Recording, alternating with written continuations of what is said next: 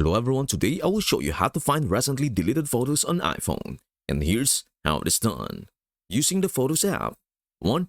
Open the Photos app on your iPhone. 2. Tap Albums at the bottom. 3. Scroll down to the Utilities section. 4. Tap Recently Deleted. 5. You'll see photos and videos that were deleted in the last 30 days. 6. If you want to restore a photo, tap the photo you want to recover. Tap Recover, bottom right. Confirm by selecting Recover Photo. Using a backup if not in recently deleted. If the photo is not in the recently deleted album, you may be able to recover it from an iCloud or iTunes backup. iCloud Backup. Reset your iPhone and restore from a backup. iTunes or Finder Backup. Use a computer to restore a previous backup.